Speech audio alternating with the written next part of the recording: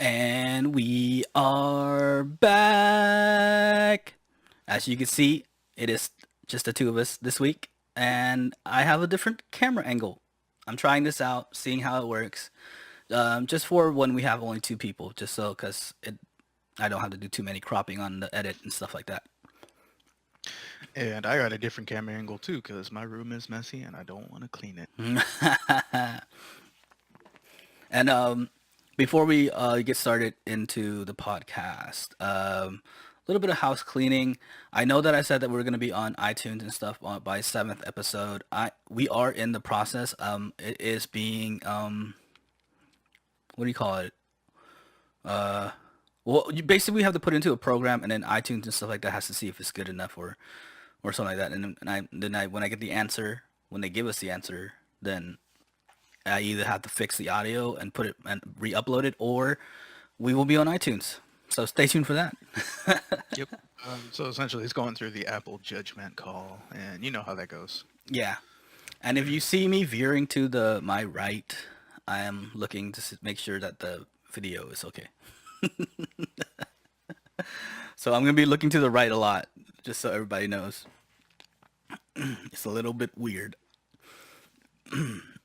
It's we'll consider this one kind of like a relaxing podcast. Oh yeah. Kind of we're setting our stones, so now we're gonna take it easy and just go for it.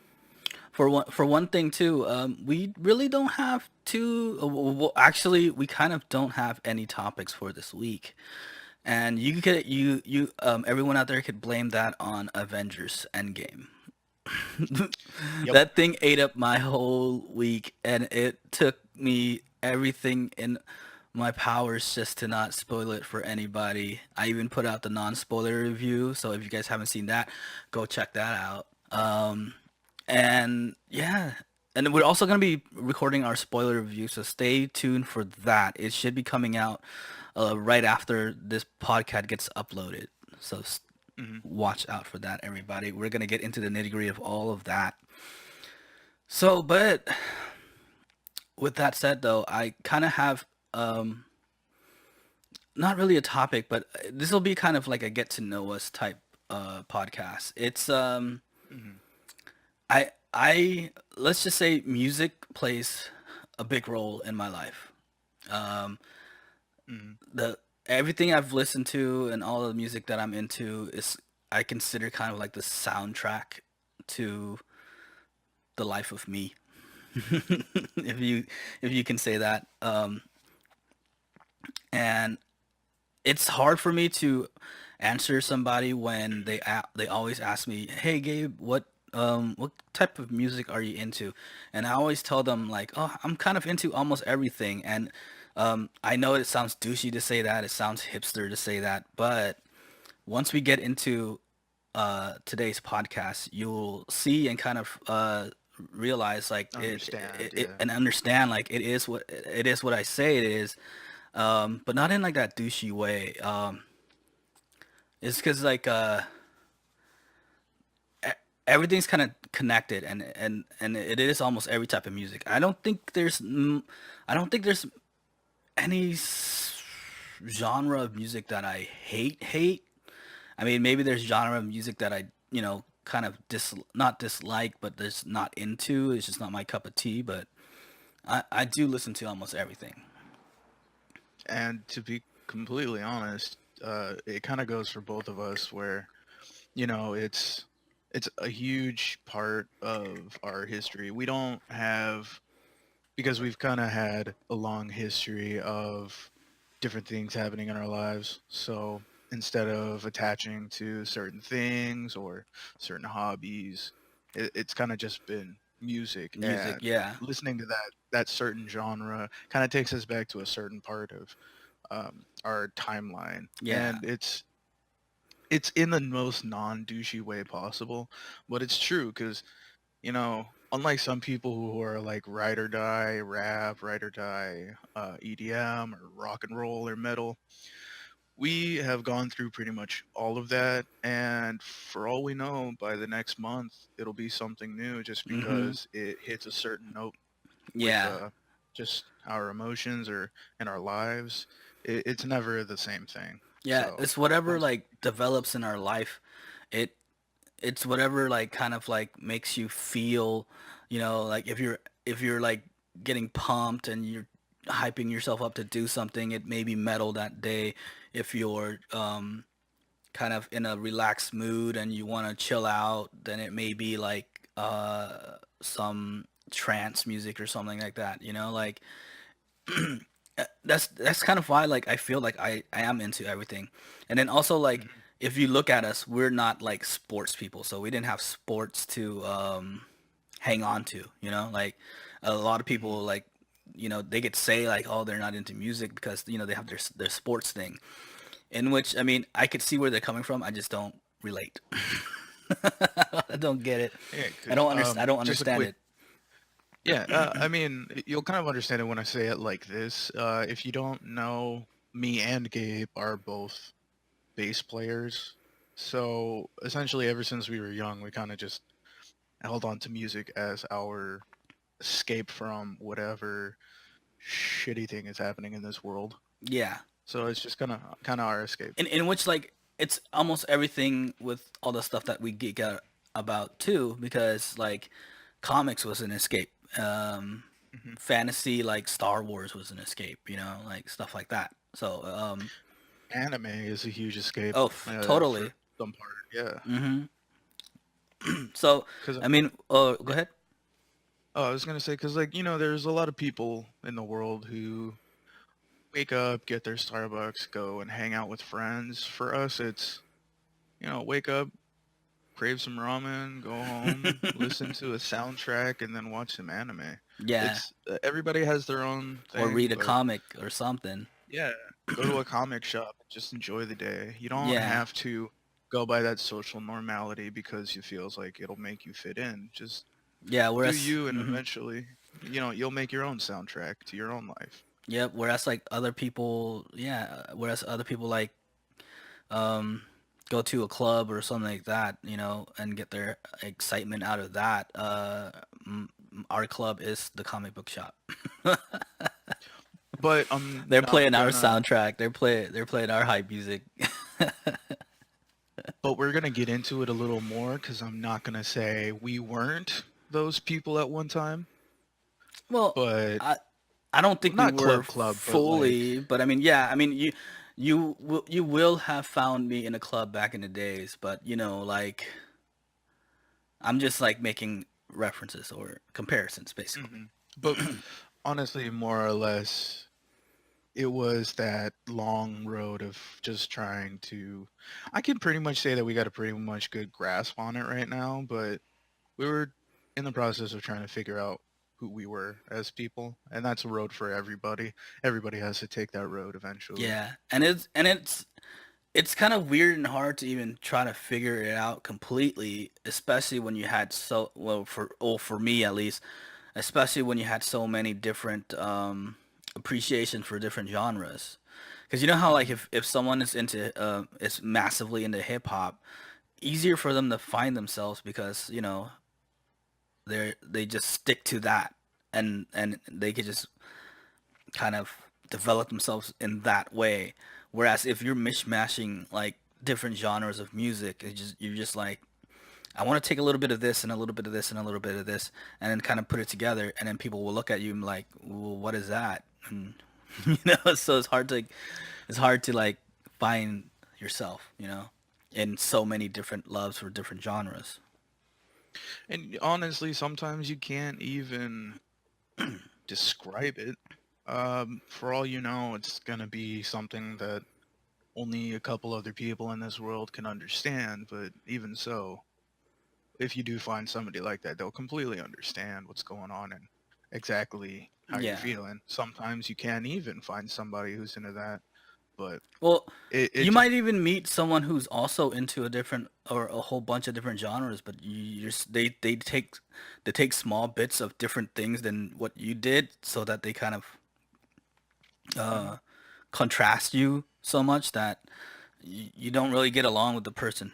I don't know if you know what I'm saying, but like I've met people Yeah. like that where like I get kind of excited because like, oh, this person is into a whole bunch of different genres of music just like I am. But then once you start hanging out with them and trying to get to know them, then you realize like, we don't mix well, you know, Hmm. because they take different And things from from yeah, the different parts of it and stuff like that. and after working at so many different places, meeting so many different people, there's honestly, it's usually uh 90 to 10%, but that 10% you'll usually either find somebody who knows what you're talking about and you can understand that they have the same complexity when it comes to music, but in also the same sense that 10% can also be the same complexity, but it's just, it's not gonna, like, you can understand that they have that complexity and you can respect that they went through their own, like, Yeah, timeline, and you yeah, get that respect, but also in the same aspect like you were just talking about, you can just already understand that they may just have that feeling that it's just not gonna work out because honestly, I hate to say it, but music does kind of show who you are. yeah.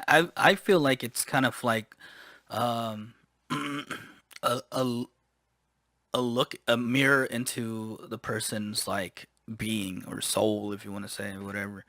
But like Hmm. it'll tell you what their personality is. It'll tell you, like I don't know, like you could see what a person is by just the song list, the playlist that they have.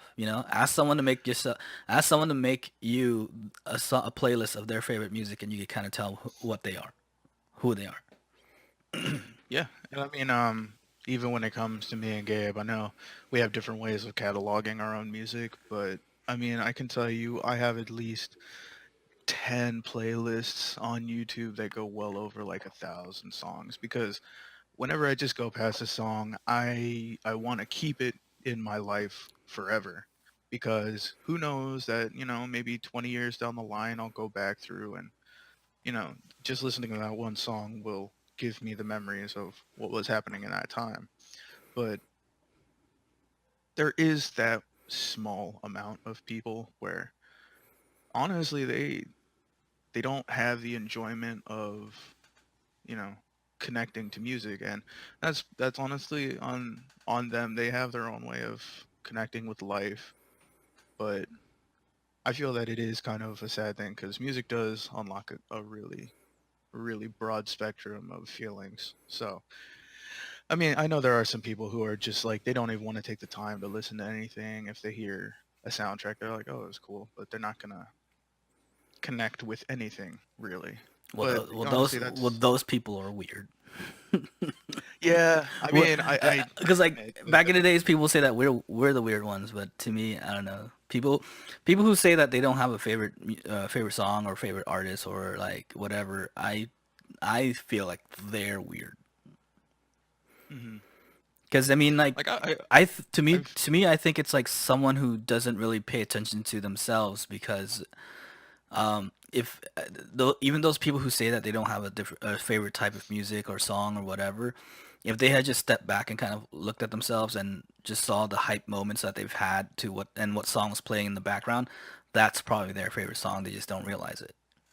mhm. But I mean, you will get those people who are, how can I say, it, so encapsulated with what's going on around them that they don't take the time to focus on themselves. But there are those people out there, so Yeah. but Oh no, I get they're it. just doing them, to be Okay. honest.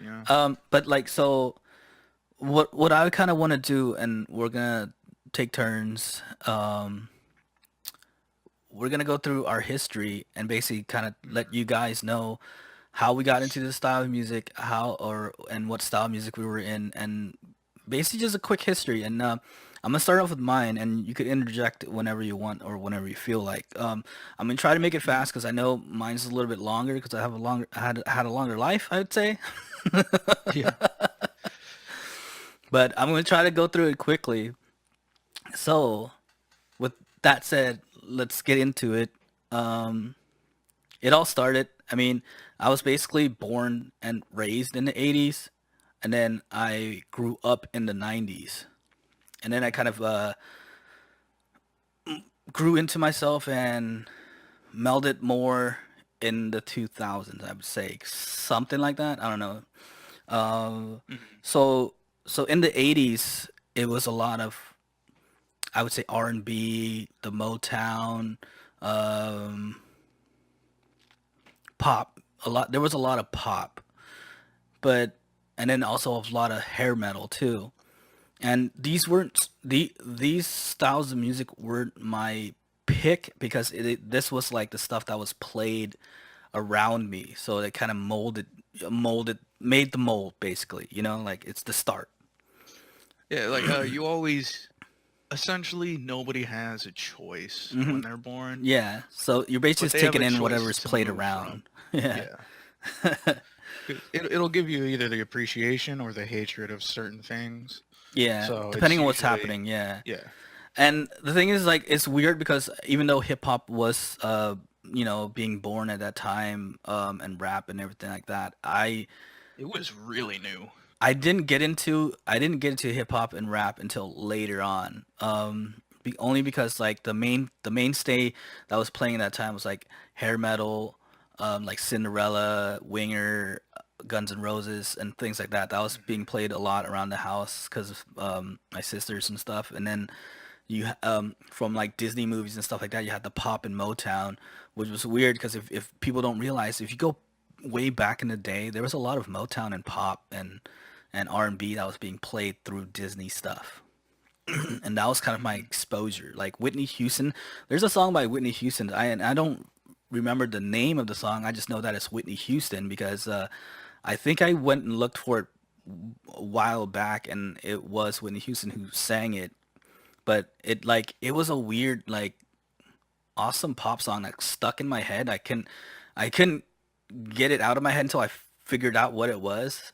It was one of those things where you're like, oh wait, something's like ticking in your head, and you're like, I know what that is. I know what that is. What is that? What is that? And you had to figure out what it is until so What you can't uh rest until you do. do you know what movie it was from? Because I know Whitney It wasn't a Houston. movie. It was like it was one of those like let's just say like back in the day, Disney did this thing where whenever there was a holiday like Christmas, Valentine's Day, any type of like major holiday, and I think this one was a Valentine's Day one. Disney would put out like this weird compilations of like Disney shorts all mashed up together, and they would just kind of like do the short, and then they would play a song behind it. And Because I mean, that honestly that was a really big thing because that's what pushed them into doing the whole Radio Disney thing. Because hmm I always knew Disney had like an affinity for music, but they oh didn't yeah, want to they've been completely overtake their whole movie thing. they've been doing it. They've been doing it for a while, and people just don't realize it. Hmm. They would take like, and I would say back then they were like up and coming artists, and they just pump out their songs, kind of like so that everyone could see it. But the only thing was, instead of showing who the artist was, they would just put their animations on top of the music, Hmm. and it was awesome. I mean, I think if you guys know what VHSs are, we recorded If you all do. we recorded all of those shows onto VHS, and like as kids we'd just rewatch and rewatch and rewatch it, until the tape got messed up. So that Yeah, was because oh, go ahead. if you didn't know that that was the thing. I remember that we even had the little red race car VHS rewinder Rewinder, yeah, because yep. yeah, because we used it so much. Hmm. And so that was the 80s, and then you hop into the 90s where I kind of started growing up, and this is kind of like the more you kind of get into more of what people would say like you're gonna be stuck with, or what you're gonna actually stay with most of the time. So that's a lot of people. This is where they found their style of music, and they stayed in it. Even though, I mean, like, I guess you could kind of say I did, but like I didn't want to stay in it. I broke out into different things. But so in the 90s, this is when grunge came out. I was heavy into grunge, but I was also heavy into heavy metal, like real heavy Hmm. metal, like not just like not just like Metallica and stuff like that that was playing on TV and Guns N' Roses and things like that. You know, even though I did listen to that stuff too, but I was like I was gravitating into like a lot of like Nine Inch Nails and Sepultura, which is like Spanish heavy metal. And the weird thing was that at the time I didn't even know they were Spanish, and a lot of the people who even listened to Sepultura,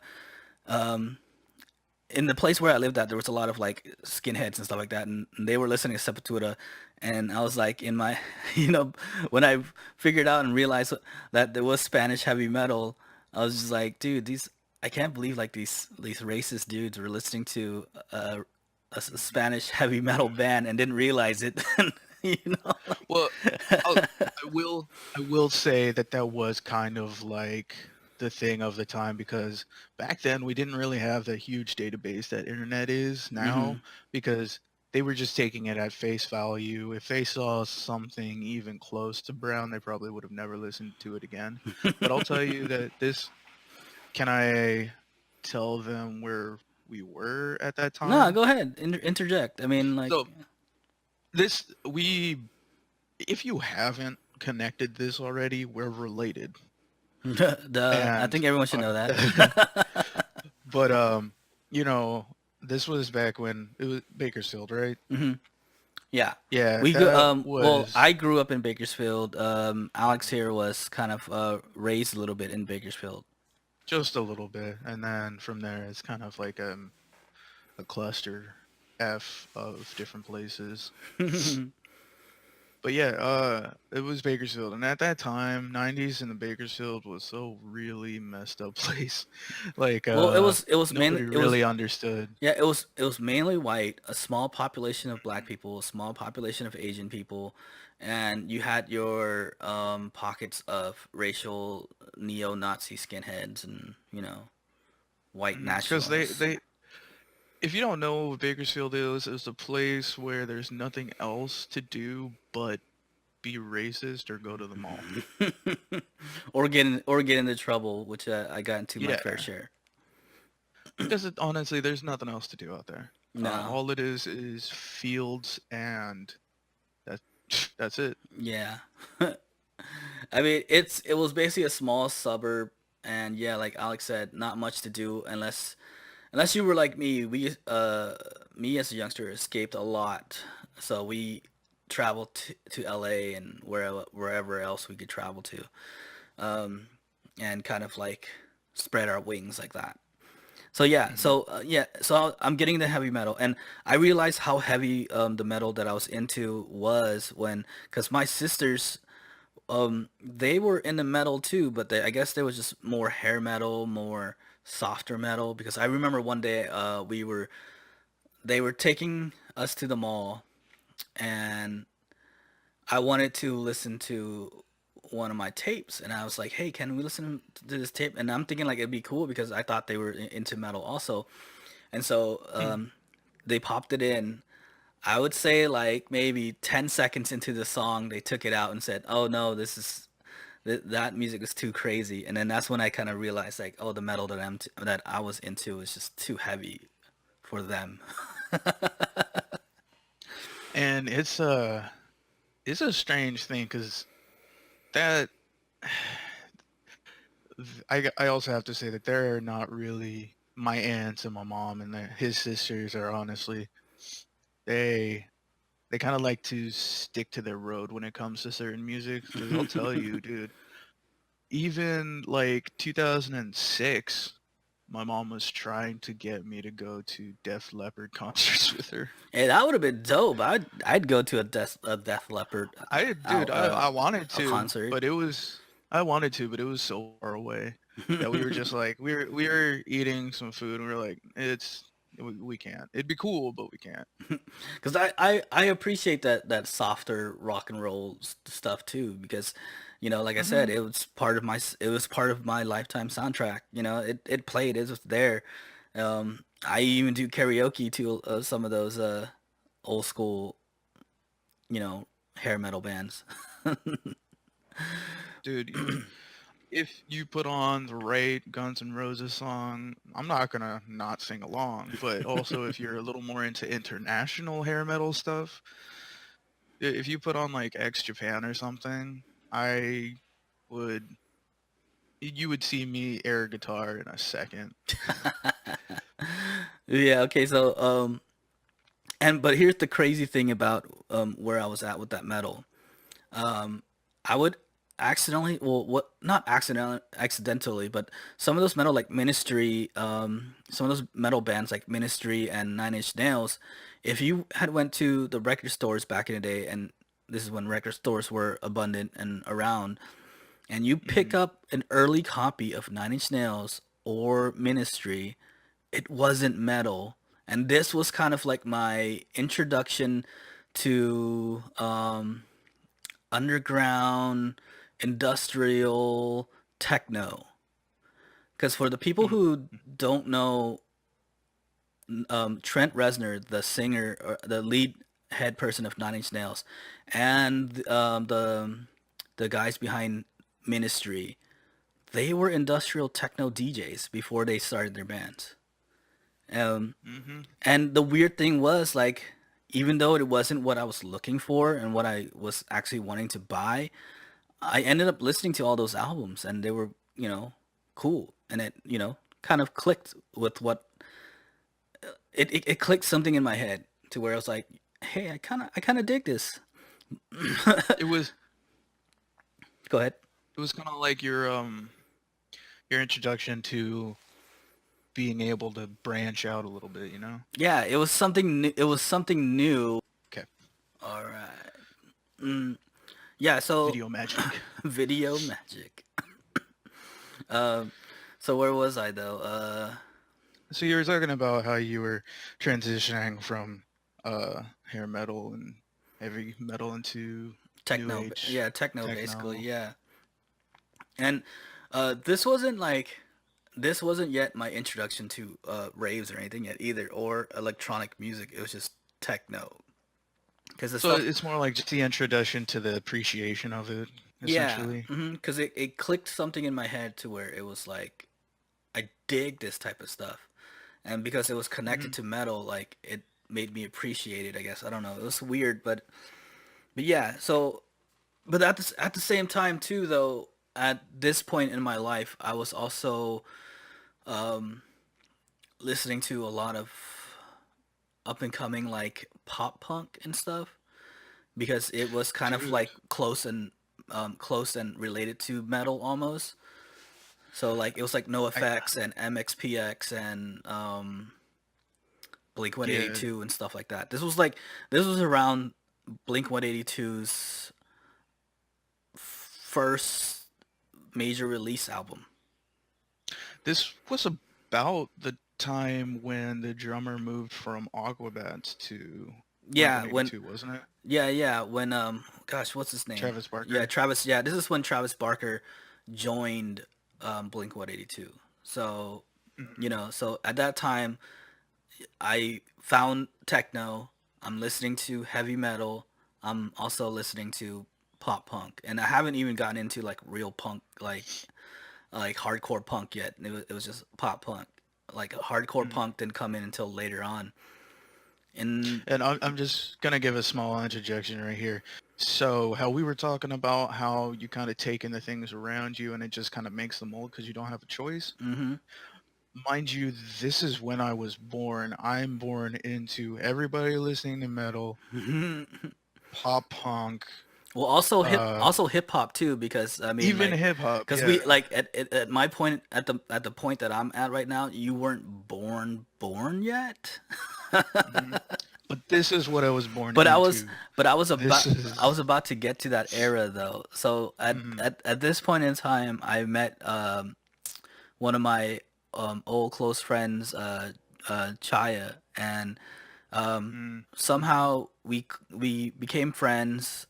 It was kind of like a play date or something, and we just like clicked and became friends. But um, one of my sisters was into dance, and it got me kind of like interested in what she was doing, and so being the person that I am, and that's why I consider myself a geek. Because when I find something that I'm interested in, I do my research. I go deep into it and I delve deep into it because it's just the way my mind is built, you know.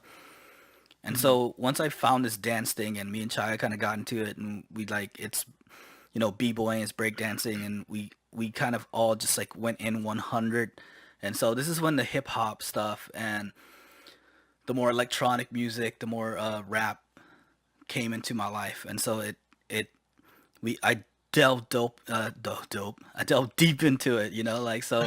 I went back and look at the old catalogs of rap and hip hop, and also keeping track of like all the new stuff that was coming out at that point in time, which was like mostly a lot of like East Coast rap and East Coast hip hop with some West Coast, because all the stuff that was coming out at that time from the West Coast was like gangster music, and I kind of got into that too, and that got me into a little trouble and stuff like that. But you know, gloss over that. But it didn't have like that big aspect that all the others did, you know. Yeah, because like that didn't really mold me into what I am. It was more of the positive part of the hip hop thing. I even got into freestyle rapping at that point. There's somewhere in the ether, I think it might have been Facebook or even far back as MySpace, I forgot, but I wrote this like little kind of tiny blog post almost about how I did my first rap contest, and my team got second place. So that, if you kind of want to see how far deep into hip hop that I got into, like b-boying and rapping took a big chunk of my lifetime. And this is coming Hmm. from a guy who was like beforehand was diving deep into metal and punk and stuff like that. And then at It this just this point is when you were born. Yeah.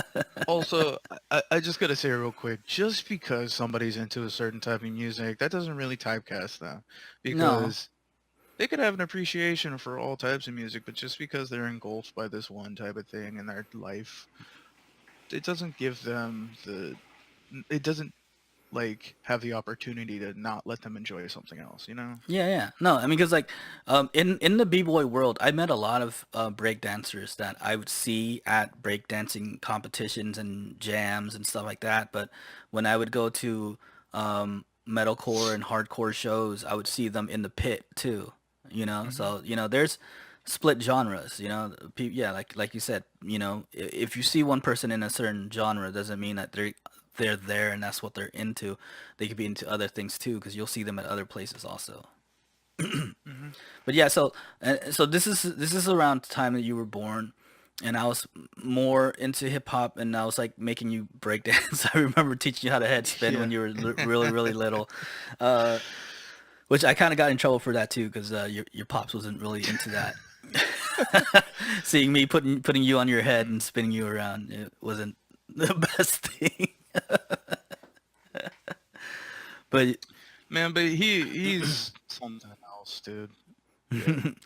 um, but yeah, so and this is the point in time where I was introduced to the rave scene, because being a b-boy, I consider that time like as a semi-pro almost.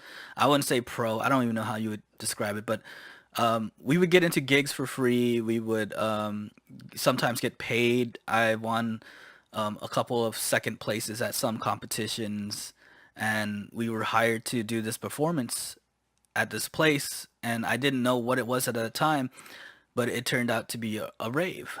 Because and I'm talking about like old school raves. I'm talking about those times when you had to go to a gas station. From that gas station, you got a Hmm. phone number. You call that phone number, and that phone number gives you the address, or Yeah. the directions to where you're supposed to go.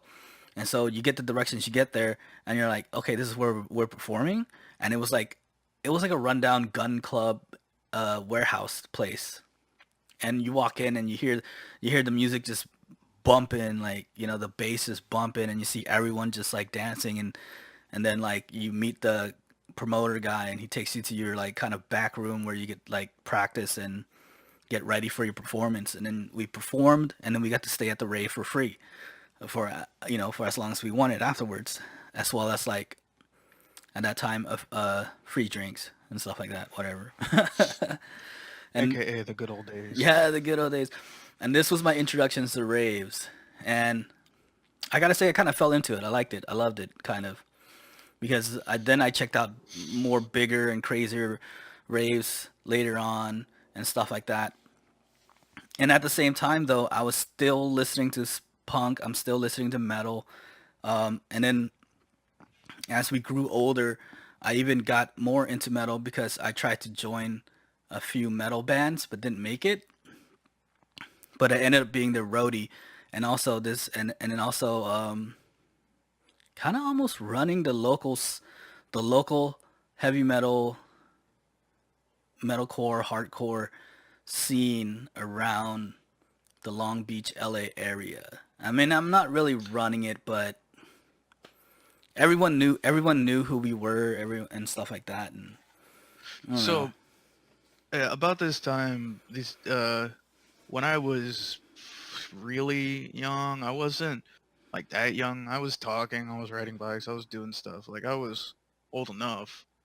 Um, not old enough to really remember how old I was, but we kind of made a migration from Bakersfield over to the LA area, Yeah. essentially Long Beach, Oh yeah. and If you guys didn't get it at that time, yeah, we have moved. We're not no longer in Bakersfield. but yeah, that when it comes down to it, it was a place where if you had a click and you sticked with it, it wasn't really you go out and of your way and try to do other things. But how might I really want to say it without saying like race, but it was kind of Mm, the neighborhood we were in. well, I don't know. At this point, I knew almost every type of person because you didn't get just one race at a show. It was everything, you know. I mean, No, not just that. I was just saying like the area that we were in was you know that's how you met different people was going out and doing that thing because you're not really gonna meet them just chilling uh, outside. yeah. Well, I mean, yeah. In the hood, you're basically around the hood. Hmm. But I mean, it's not a bad thing either, because No, it's not a bad thing. It was just different because times, there's good peoples in bad in places. bad places. Yeah. But yeah, so we're you know um I'm doing shows. We had a mosh crew. I had bands that I roadied for, so I got into a lot of shows for free. Got to see a lot of big metal bands that I would never ever been able to see if I didn't do what I was doing. And but still at the same time, like I would roll up to these shows like blasting Madonna or blasting Enrique Iglesias, just for the chuckles and stuff like that. And it was hilarious. And I mean, and it wasn't even just for fun. I mean, we had the whole car singing along while we rolled up into the parking lot full of like metalheads. Hmm. It was hilarious. But yeah, and so that passes on. I met a lot of good friends and a lot of like homies that from those days. Um, and then I got my hands on a DJ controller, and I had people that were like promoting for clubs and stuff, and I hit them up, be like, "Hey, can I get a spot on one of those nights?" And they said, "Yeah." And so I started DJing, and I got into the whole DJ world, and I was doing that, and did that for a good while, and had fun doing all of that. And then this is kind of around my club day scenes and stuff like that. So I was doing clubbing and going to metal shows at the same time, and this is when uh, electro and kind of like the poppier side of house music was kind of pumping up and everything like that. Before Kind the of whole like happy hardcore No, ish. not really happy hardcore. I'm talking like, where Avicii came from, where Dead Mouse came from, Yeah. stuff like that. Because Good old what was it called? Swedish House Mafia back in the day. Yeah, this is where the club scene blew up, and this is how the club music kind of it's Evolved I from. feel like it's invaded mainstream popular mainstream music now. Because if for all those young for all you youngsters out there listening to trap music and stuff like that, that stuff would never be around without these guys because they kind of Hmm. pushed it to mainstream. You know, Avicii did his collab with, like, some famous pop singer, and stuff like that. Same thing with Swedish House Mafia. Same thing with a lot of people, Dead Bloody Mouse beat, and everything, dude. or Bloody Skrillex. beetroots and stuff like that. Yeah, Yeah. Bloody Beetroot, Skrillex. All That those. one Asian guy, I forgot his name. I know who you're talking about. Shoot, Yeah. oh god, I wanna. I think a skinnier version Stevie of Aoki. Bobby Lee. Yeah, Stevie Aoki. Like, skinnier version of Bobby Lee. But yeah, so like that's when that's how that stuff got pushed out. That's how the state of music that it's in right now became. Yeah, yeah, like I can't tell you how many people out there who nowadays to make really good rap hits, they take samples, but they wouldn't have those samples, you know, if they didn't have people from the DJing scene like, "Oh, I know this really good song. I'll give it a nice hit." It's not like it's not like how it used to be where you're just back there with the drum kit and stuff like that, you know. Well, also, They also that's how the DJs made money. They mhm, are That's why they're also called producers, because what they would do on the side is make beats for hip hop artists, and you mhm. wouldn't even know it. Like, they would just like listen to it, and then if they liked it, they would use it for a song, and then they would have to give the producer rights to this DJ, and you know that's how they made money, and that's how kind of a lot of DJs came up. I mean, But look at Kanye West nowadays. He's adapted both of that. He yeah, was the rapper, but now he's become the DJ in his own right, so that he makes his own music, essentially. well, actually, Kanye did both. He was a DJ producer when he was coming up. He was Hmm. producing for shoot, Yeah, Jehovah. you know. What's his name? Oh yeah, yeah. Oh, Hove. Jay Z. Yeah, Yeah, I think he was producing for Jay Z.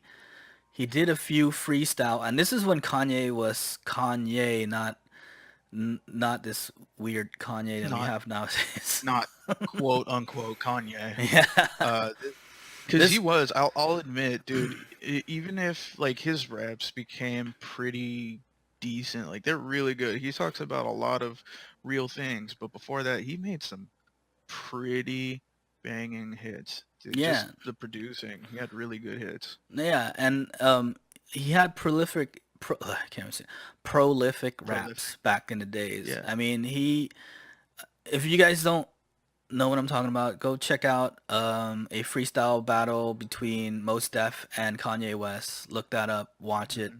and you'll see where this guy came from and why everyone knew he was gonna blow up. And yeah, I mean, he was good back in the days until he went crazy. Like even in his later days, like graduation was probably that whole album was probably one of like the last Best albums he's full. ever had. Yeah, he was like Well, one of no, the okay. last best I albums. take that back because 808s and Heartbreaks was actually pretty banging too. That was a good album. And I want to say Yeah, that was his last good album because the album after that was kind of he was trying to fake being him. That's what I should I say. don't know, like, yeah, because the album after 808 split the fans. The hardcore Kanye's fan stuck with him. The ones that were there for only good music was just like, what is this guy making? Hmm. And then there were even the rest of us were like, he's kind of a genius, so maybe he's just going through his thing, you Yeah, know? yeah, well, yeah, You can always you had a few people who were like, maybe he's so smart that we just don't get it and they just stuck with it. But dude, I was just like, nah. He's he's I want to say that it was the evolving of social media that kind of just drove him crazy. Maybe, or maybe it was the Kardashians. I blame it on the Kardashians. Everybody in that family just drove themselves and everybody I else mean, I around mean, them. come on, they have a track record of making people go crazy. Lamar Odom, Kanye West, the other guy from the other basketball team. Oh, the light skinned guy? Yeah, Yeah. and then all the other young rappers like Tyga and stuff like that.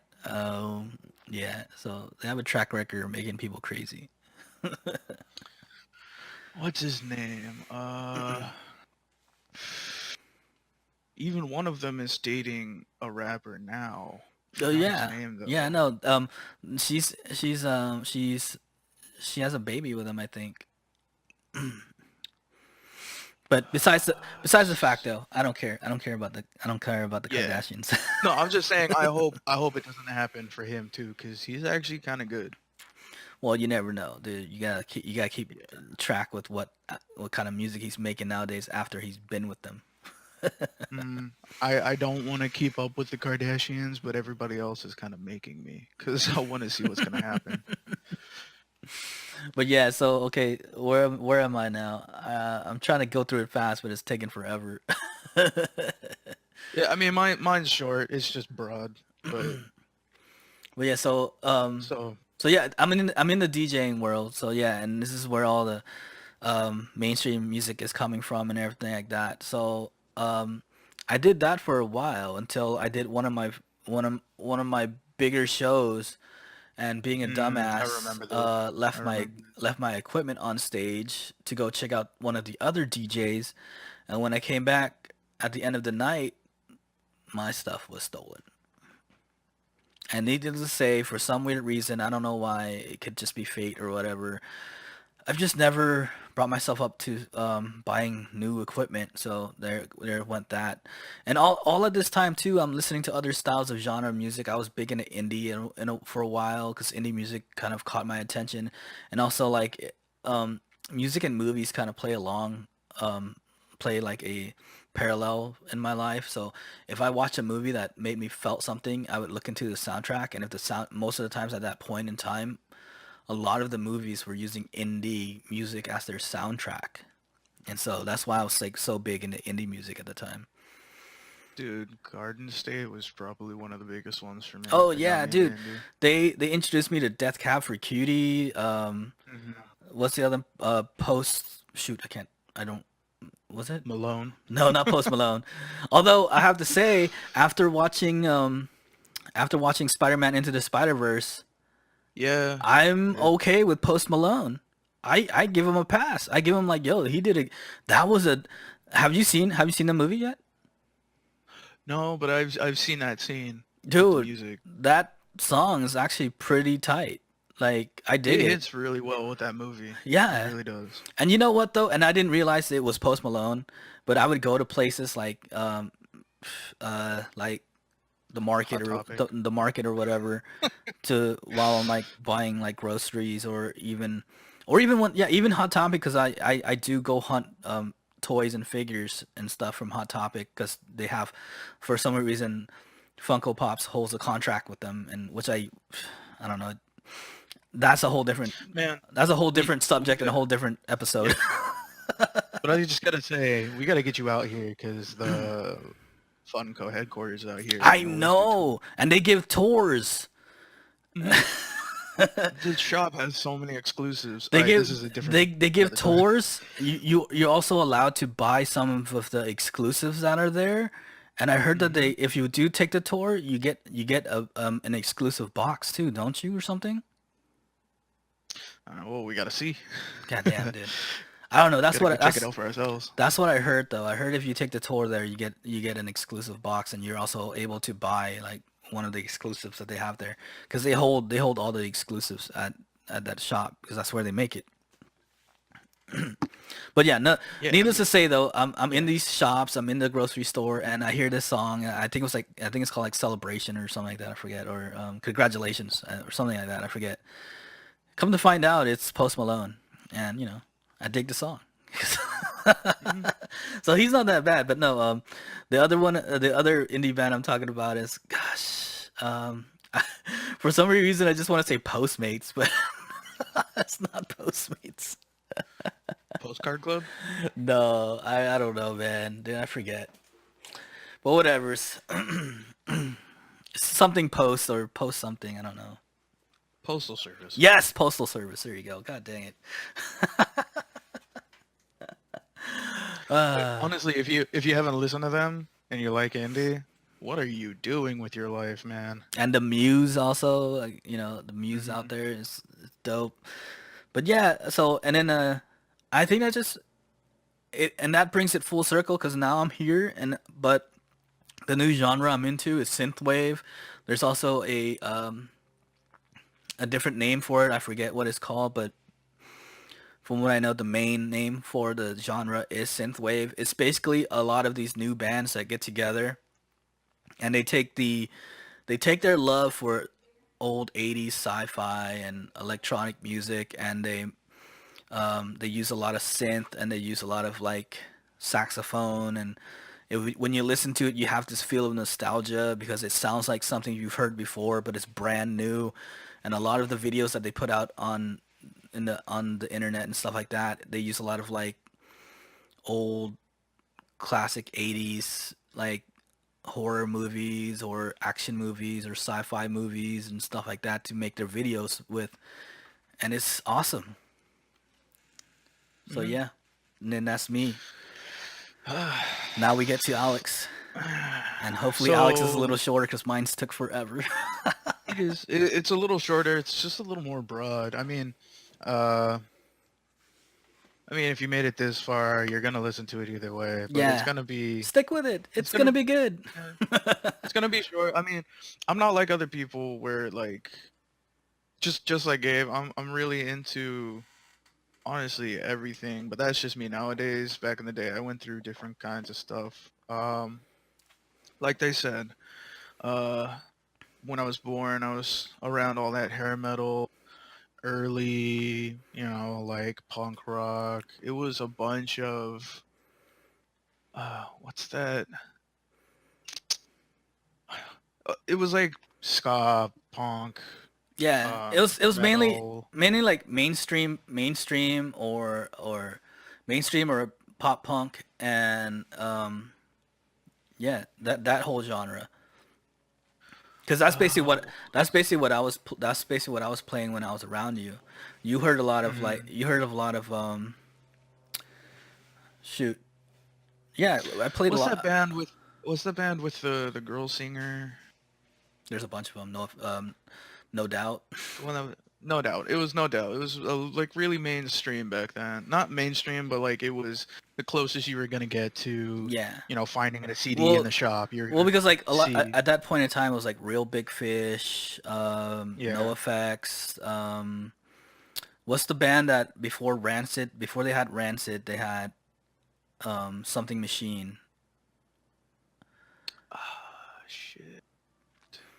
I forget, but yeah, it was the band they had before they formed Rancid, and that it was like basically ska, So it was a lot of that playing because I was playing it around around you when you were little. And like just Also, Say Ferris and stuff like that. say Ferris was a big one. Operation Ivy and stuff Yeah, like that. Operation Ivy. Goldfinger.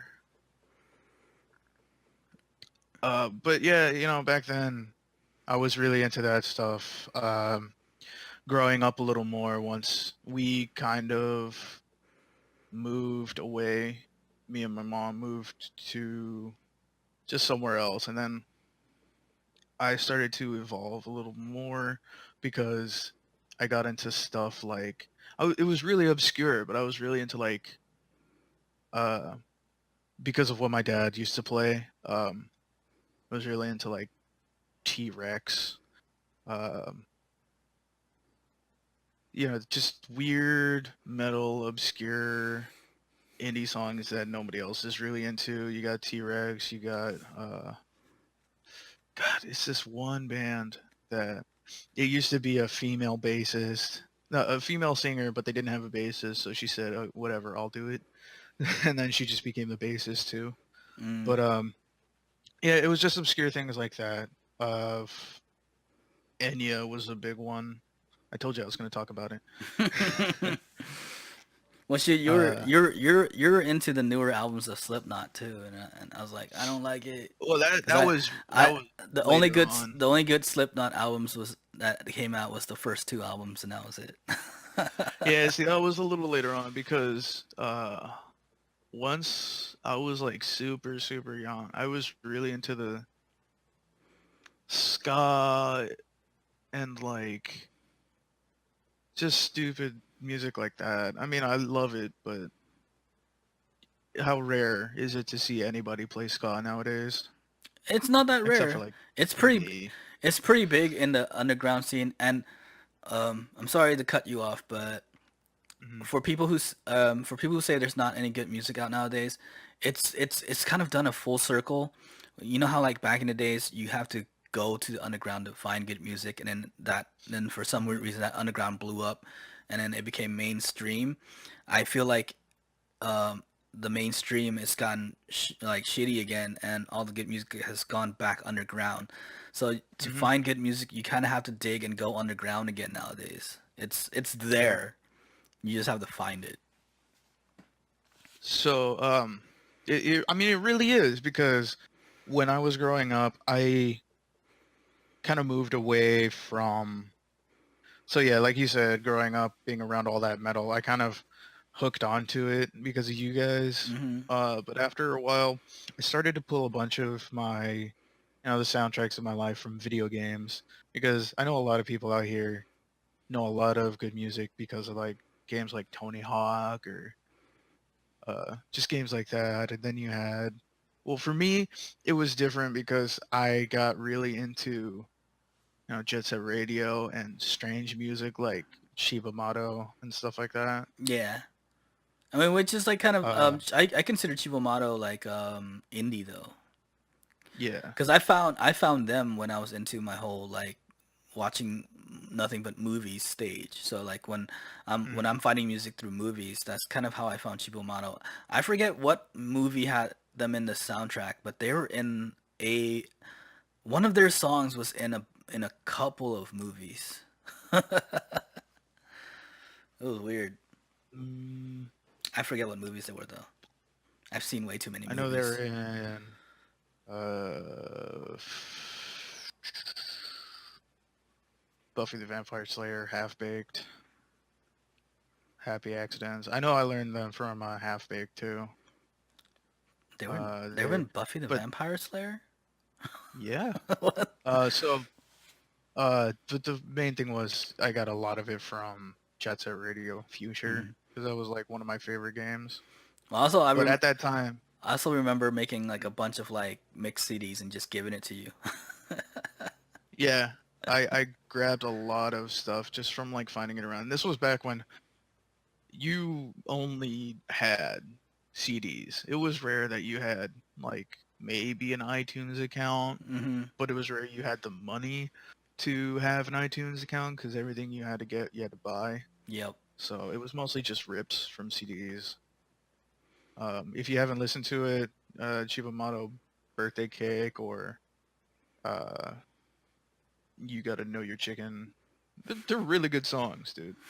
Um, but yeah, so from that, I kind of moved into very obscure, strange music. This was also when I was starting to really get into anime. Oh, Um, that's yeah, a whole other deep hole to get into. yeah, Well, but anime openers and anime closing songs are like, mm, yeah.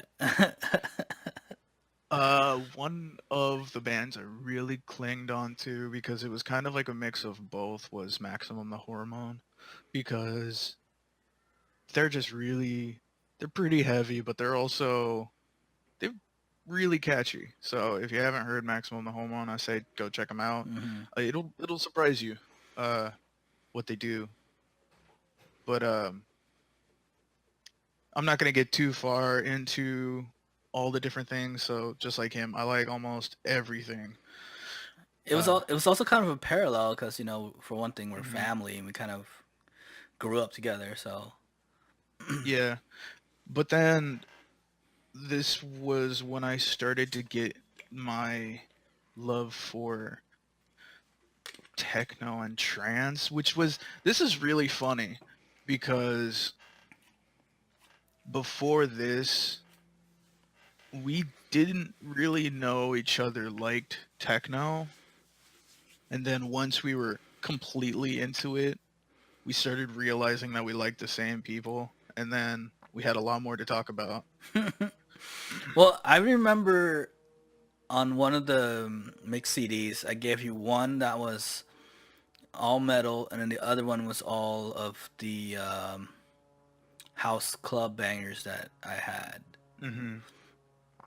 Let's see, like because a lot of people started with house and club stuff. I started out weird. I started out with the super hardcore stuff because at first, like the stuff he gave me, I digged it, but for some reason, I had just had this affinity for Something something faster, that it was faster, it something was faster loud, it and was more hard annoying. hitting. Yeah, so Well, it totally.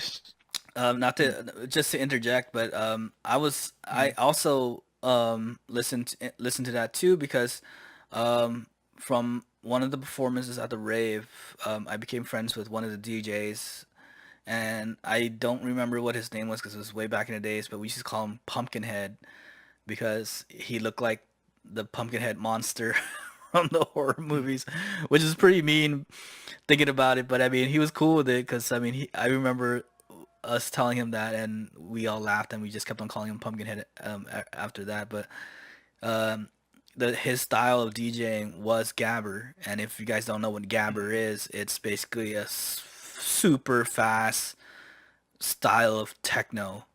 I don't know. It's hard to explain, I It guess. essentially started it all for the hardcore scene. Yeah. Like that's where it all started. Back in the day, in the '90s, the '80s, it was trance and gabber. That's essentially Hmm. it. Because And trance made it into the mainstream. Gabber was just too hardcore for anyone, unless you were into yeah, it. but that's where it started for me. I got into the gabber, um, and this was about the time when we started to connect because we didn't know that each other liked that kind of stuff. Um, and we were at this time we were both already going to shows. So we were going to shows and we didn't know each other were going to shows. Um, so I'm not going to get too crazy about it, but we were essentially we were essentially in crews back before we like knew each other like that stuff. Because I remember you were on Sweaty Hugs. Sweaty hugs. That wasn't even really like a crew. That was just like my rave family, I would say. Hmm. The people that I knew that I went to raves with. Yeah, but it was like it was the same for us because we had a family that we uh we knew, we went to shows with. For me, it was the HDC crew, the Hard Dance Criminals, and then if you don't know who they are, just look up their videos. Um, we used to be essentially we were they Gabe and his family were more into like light shows and gloves and stuff like that, Yeah, and we we were were. performers. We threw Mhm, light shows. We basically we just wanted we wanted to do stuff, not just just stand around listening mhm. music. I mean, we dug the music too, but you know having something to do Yeah, just made it much more fun. and um we had a bunch of different. Okay, you could say they were teams, but You had the hard dance criminal team. You had Hutch, which was the IHS infected hardstyle shufflers, and then you had all these other teams that we were all just a giant family, and we knew each other, and we went to shows. But essentially, we were the shufflers before LMFAO came over and ruined it for all of us. Mainstream shuffling, and yeah, and then Dude, then it I died can't out. tell you It how it much it birthed the hatred dance. I had. It birthed the dance and it killed the dance at the same time, which is kind of crazy. It Yeah, because everything we got, we took from, like Melbourne, Australia, and like Asian countries where jump style and tectonic and shuffling came from.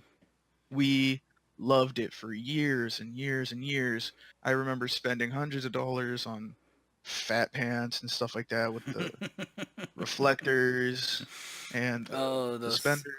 those baggy flare pants, man. Oh gosh. I still have them upstairs right now. But yeah, it was just the thing. And then all of a sudden LMFAO came along and created a mockery of our essentially our culture because we held on to it because it was what made us unique. Hmm. We loved it. Every day we would go to school and just bump our music and just be ourselves. But then everybody was like, "You guys are weird. That music's lame. All that stuff.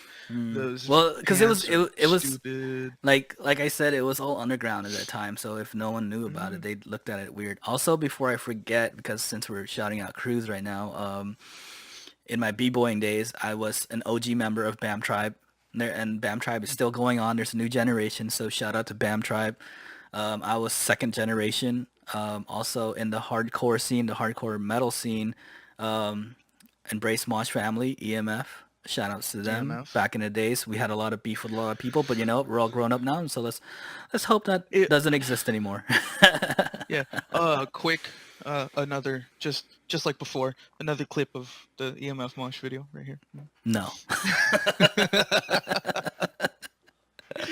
So yeah, but it was a huge thing for us. For us, it was like early 2000s. It was 2000 to like 2009, and then that's kind of when it started to go into mainstream. And I had people actually come up to me and is like, "Oh, you shuffle, I shuffle too." And this was after the whole LMFAO thing, so they would do that weird, if you know what I'm talking about, they called the California shuffle thing. We weren't into that. Nah, I was even the weird one because we had the hard style shuffling, which was, a little more hardcore. You had the style, but I was a hardcore shuffler, so I was like Well, I left think and right I everywhere. think that the only difference is hardcore shuffling had a bit more spins, whereas the California shuffles had a little bit more They cared steps. more about the Running Man, dude. Yeah, Like well, they, there was also some cross feet stuff that you don't really ever see in hardcore shuffling either. yeah, but that was more for like you could do it to essentially anything, but hardcore shuffling, you stuck to the hard style, you stuck to the gabber, you stuck to the hardcore because I mean, if you're not doing a gabber or you're not hawking or you're not hardcore shuffling, there's really nothing you can do to gabber except for like pump your fists. It's just unheard of. You can't do anything else.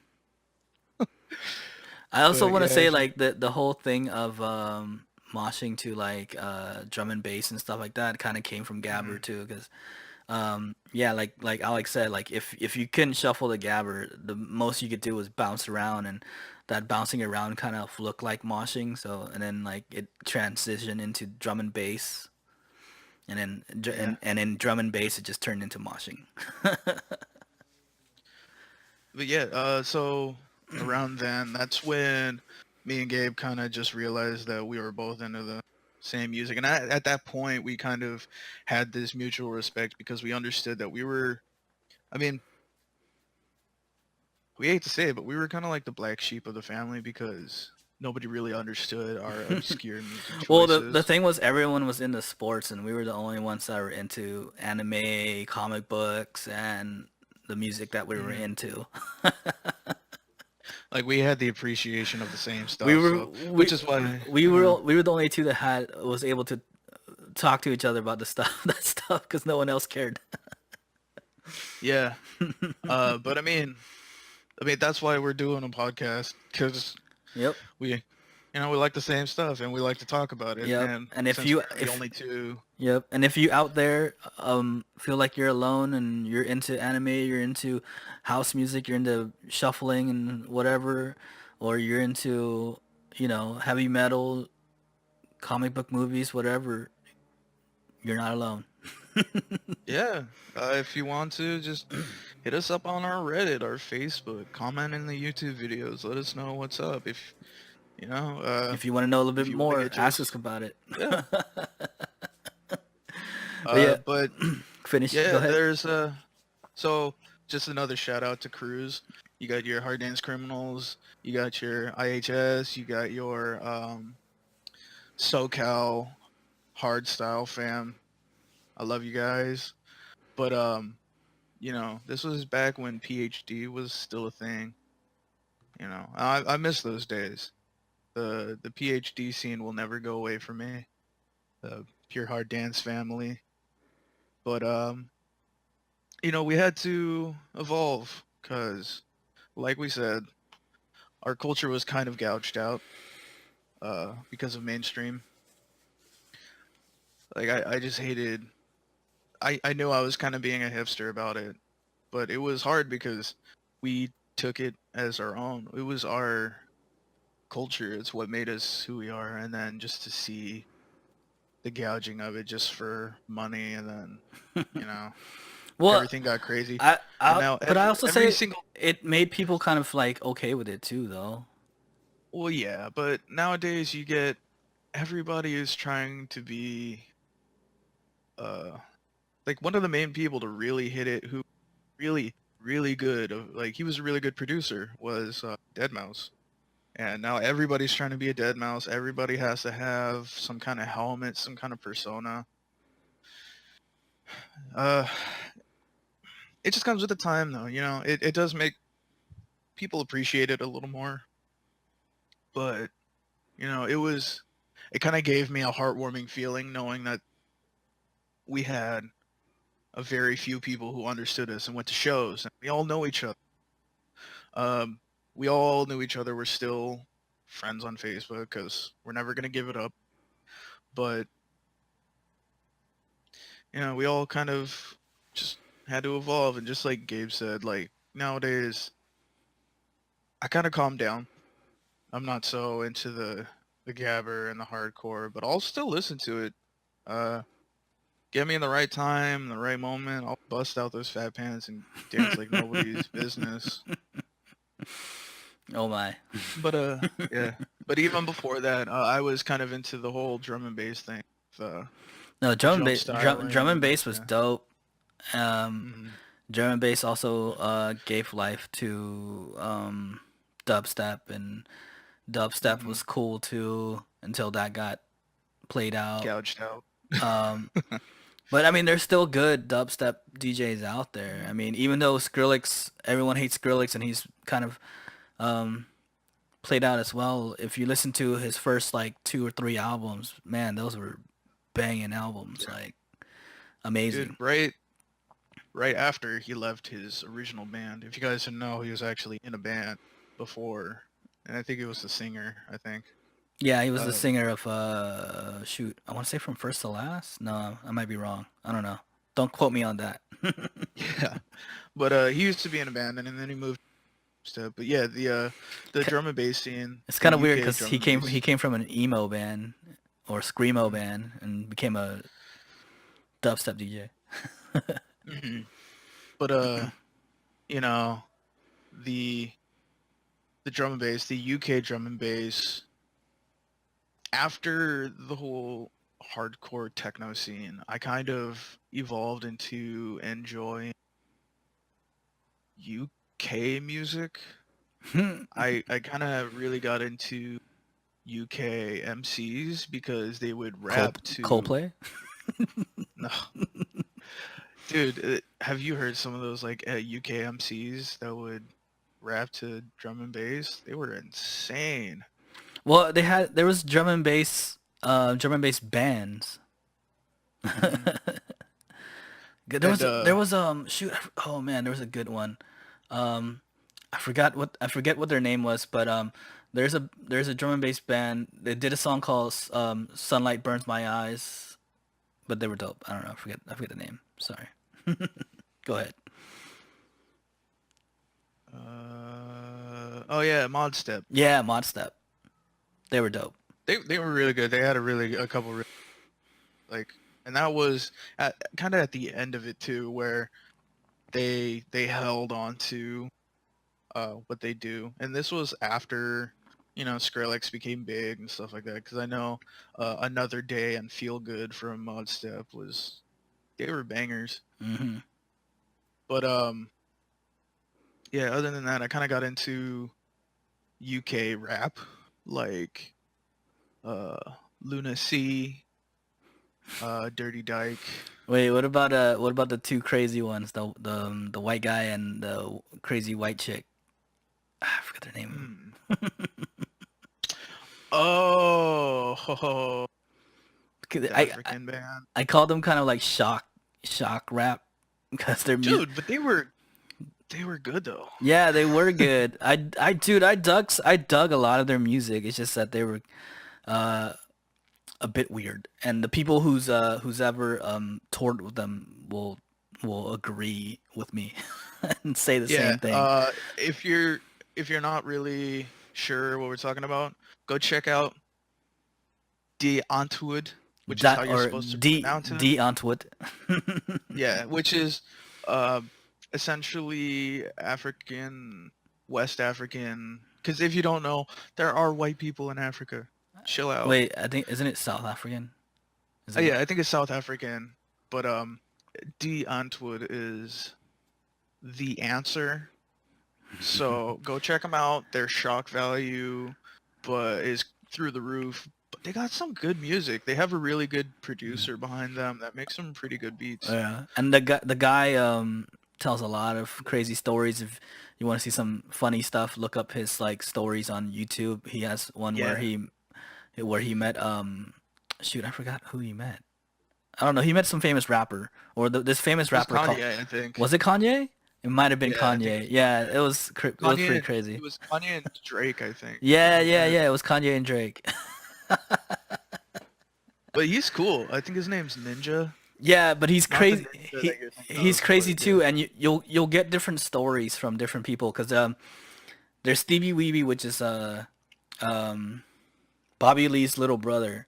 Uh, he was in a band called Monchi, and Monchi toured with Diane Wood, and Mhm. Stevie Weeby loves Diane Wood or Diane Wood, however you want to call it.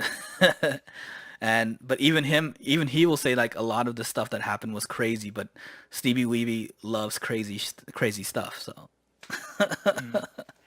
It's good. It's out there. They have become um mainstream. Like a lot of people know them nowadays. But if you don't, go check them out. They're I pretty good. I wouldn't say They I wouldn't say they're too mainstream though, because not too mainstream, a but lot of they regular people cannot. They'll watch a video and be like, "What the heck am I watching?" they're to the point where like in their first songs they didn't think they would get here, but now they're kind of at that point where they can enjoy the fame that comes with it, you know. True But that. yeah, so yeah, I got into around that time the the Four Owls, Dirty Dyke, really really underground UK rap scene, which was pretty cool. At that time I kind of picked up where Gabe left off. I started to get into popping and locking, which was kind of recent because I remember back in the day they would have, break dance just to kind of chuckle at it, and I get that because I was really young and I didn't know what I was doing. Well, But nowadays, I was actually trying to teach you how to do it. yeah, you were trying to teach me. Throwing everybody else just busted out the checkered mat and was just like, just dance. I'm like, I don't know. I don't know what to do. But yeah, after that, I got into popping and locking. I had a really big appreciation for it because it really helped me express myself because you could put on any kind of uh, really, really good old songs. Like, you know, uh, what is it? I got a couple here that Well, it doesn't even have to be old songs funk, because, not even just old songs, but like any kind of funk music I had an appreciation for now. and Because like, if you get any if you get if you're in deep with popping and locking too, I would say look up Dragon House because these guys are innovators and oh they yeah, will pop and lock Dragon crazy. to not just old school or funk. They will pop. They will dance to any style of music. They have grown to do it all basically, and I even like it more when they take an obscure type of song or music genre and they actually do a dope routine to it because you're just like you'll look at it and you'll listen to it and you're like, I don't understand how they did that, but that was amazing. Hmm. So like, other than that, I know if you want to check out like, so yeah, Dragon House is good. There's Hadouken.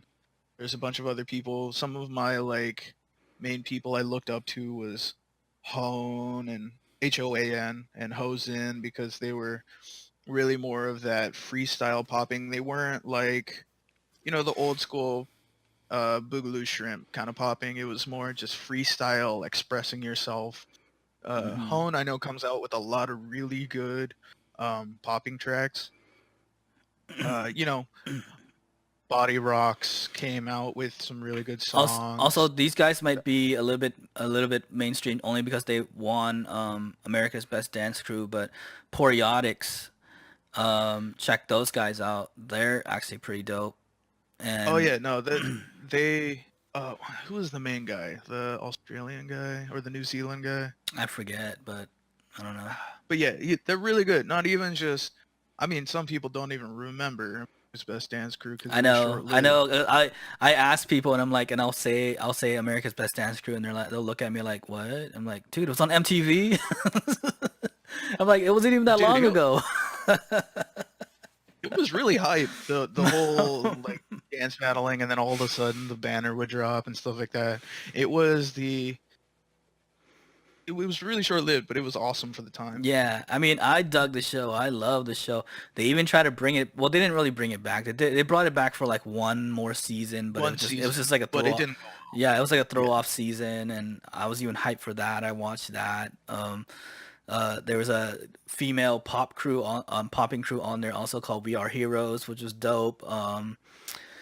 There's another one, and there was a guy that came out of it that was freaking amazing. I forget what his name is.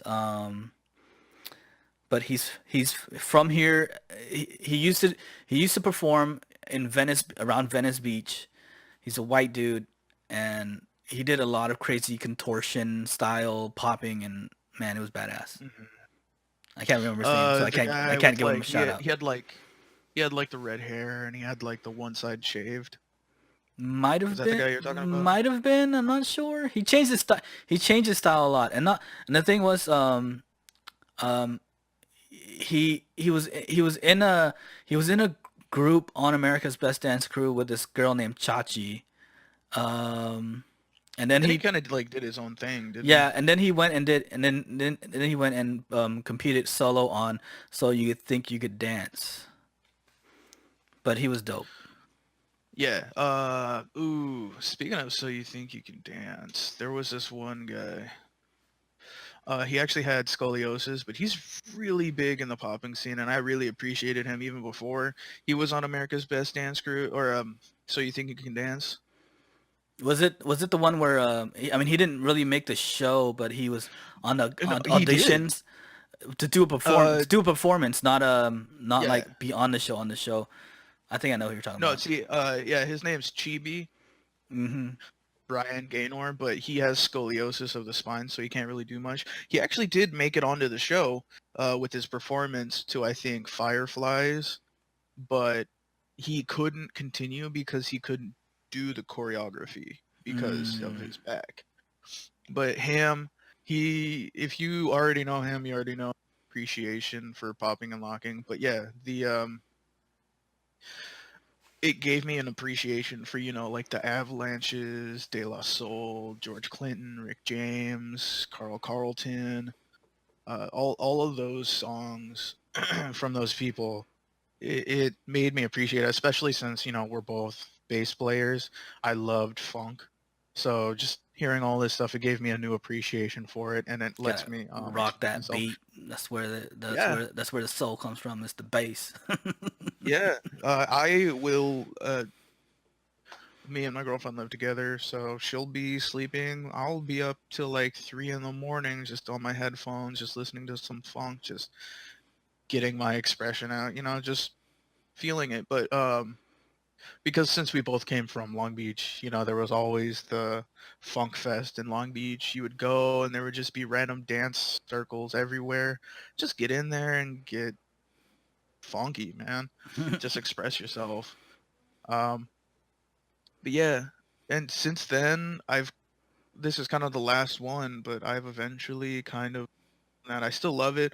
I still dance to this day, out here in the wilderness. There aren't really that many people who do pop and lock like they do out there, so I can't really find people to do it with and just express well, myself and know people. let let me just say there's a big crew that comes out of Seattle. I don't know if they're around where you're at.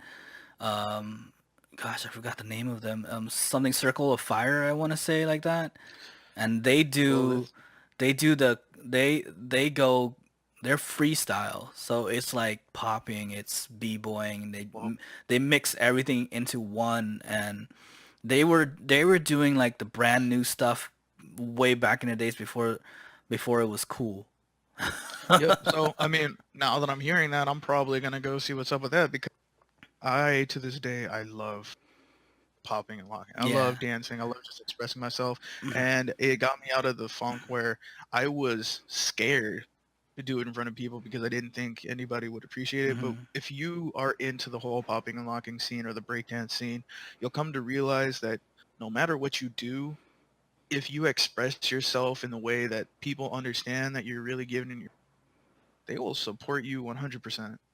Yeah. They'll help you Also, through it though. just a little bit more about Circle of Fire. Like, I just remember back in the days when there was competitions, these were the guys Hmm. that when they showed up, like everyone was looking at them like, what are they doing? But now looking back, Hmm. watching old school videos of those, I was like, yeah, these guys were before their time.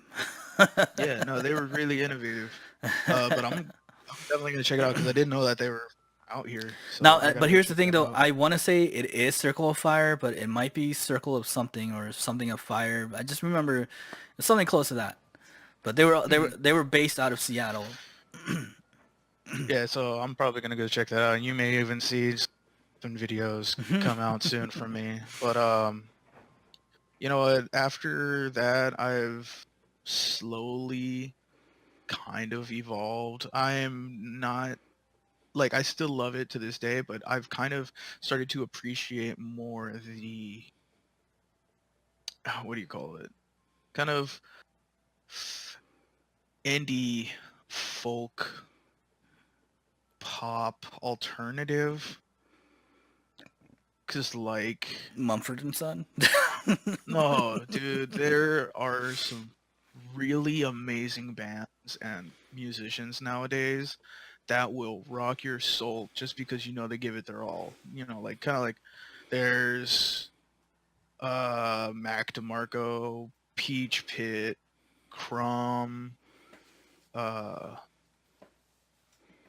Frankie Cosmos, Unknown Mortal Orchestra, Skinny Living, Yay Sayer, those people have essentially, just like you said, the underground has come where everything is good again. These guys are the underground. They have taken this alternative music and just express themselves in a way that sounds good. And they're amazing. If you haven't checked them out, check out Mac DeMarco, Peach Pit, Frankie Cosmos. They're all amazing. Skin Shape, Skinny Living is from the UK, but they're really good too. They're more of like it's hard to describe what they are. Even this guy Fences is amazing. Just go check it out. It's really good alternative, but it's to the point where it's not too crazy, but you can tell that this is where music is going nowadays. You know, It's it's changing. it's living in the underground. Yeah, it's changing. Everything is evolving, and if you want to see where times are going, check them out. Uh, it's where everything is going to go, and it's probably going to stay for a little bit until it evolves again. Also, But if yeah, you're also looking like if you're also look in your local scene, yeah, because I want to give it up. I want to give it up, and I want to give a shout out to a few of my friends out there that are still going at it and going hard at it. There's a band in the local LA area called Elixir of an Alchemist. They're a deathcore band, a bunch of hardworking dudes, and these are guys that came from other local bands from back in the day. So if you know me and you remember back in the days, there was a band called Iceburn Red. There was a band called Smash on Sight, and there was another one too. Um, I, Lions Among Men. no, well, yeah, well, but um, not. I was gonna That was say after, wasn't it? no, I was gonna say that also. But I'm talking about the people who form Elixir of an Alchemist, because these are all Oh guys. yeah, These are all yeah. guys that were from these bands. They came together and they formed Elixir of an Alchemist, and they're going hard. Now, Lions Amongst Wolves is also another good friend of mine, and Oh they're yeah. also out there doing it hard. Also, they're making a comeback. They took up, they they they hung up the hat a while back, but now they're coming back together, and they're about to do a comeback with a show, and maybe even hopefully maybe another EP or something like that. And so they're doing also big shout outs out to them. Um, yeah, and these are all local. These are all local bands that are, you know, doing it big. So and they do good music if you're into that type of music. So if you're looking for good music and you're tired of all the stuff that's out there right now with the mumble rap and the constant repeat trap music, go local, go underground, find it. It's out there. Mhm. But yeah, even so, like if you're into the local rap, I know somebody who's coming out of our me and Gabe's neighborhood in Long Beach, where if I didn't move, we would still be living. This guy, Stupid Young with a dollar sign, he's coming out from Little Cambodia, where we are living. That he's underground. He is just getting big. He's really good. He's local. You know, just support new stuff. Don't be afraid to evolve. Don't be afraid to, you know, change your view. Don't be afraid to listen to something you think you hate. I know a lot of people are out there who say, "Oh, I hate folk music. I hate country." Man, listen to Jim Crow or listen to some other things. It may change your mind on all these different things. You And know, also like don't that's another thing too. Like I don't get why people say that I hate country, because the thing is that some of the music they listen to, some of the pop no, some of the pop stuff they listen to is country. They just don't realize that it's country. Or yeah, some of the folk music that they listen to is country. They just don't realize that it's country. look at this new evolution of country rap music. It all these people as of 4 or 5 years ago would have said I hate country, but now that somebody was open enough to do a rap song over a country beat, they're fine with it now. It's just because it had to take somebody else to say, "Hey, I'm fine with it. You should be fine with it too," to just be open to it.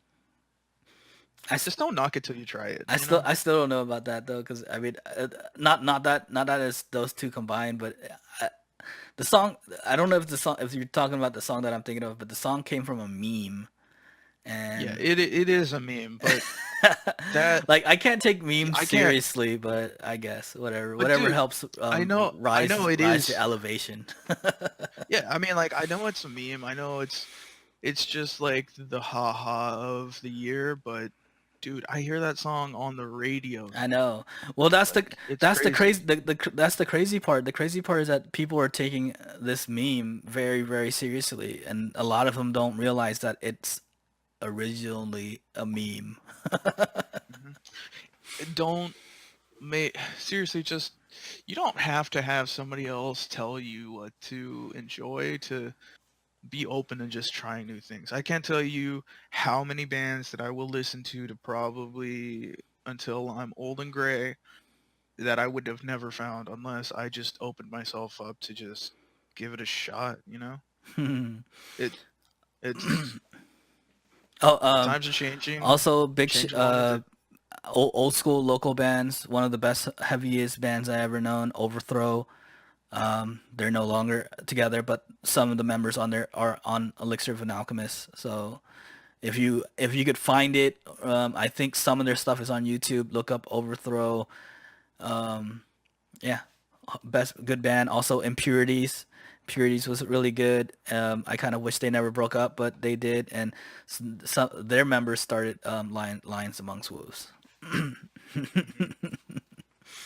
But yeah, So, I don't know. yeah, that's essentially our history, man. Yep. Just And like there's more into it too, but we're trying to save if time, you yeah, know. if we went any more deep into it, it'd be like a whole day podcast.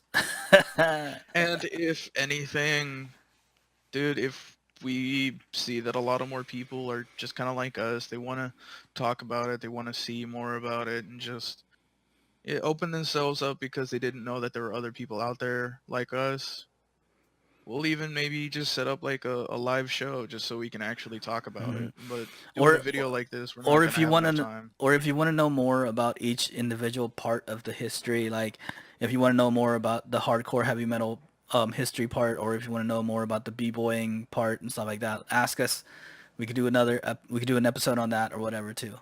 Hmm. Anything else? I think we kind of wrapped Uh, up everything, right?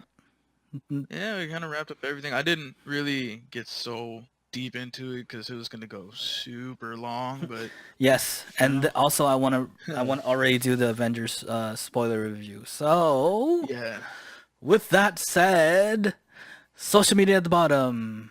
Give us a follow, give us a yeah. like. Please tell your friends, please subscribe. We're still trying to get to 100 subscribers. And with that said, we have to go and record our spoiler review and we will see you guys later. Goodbye.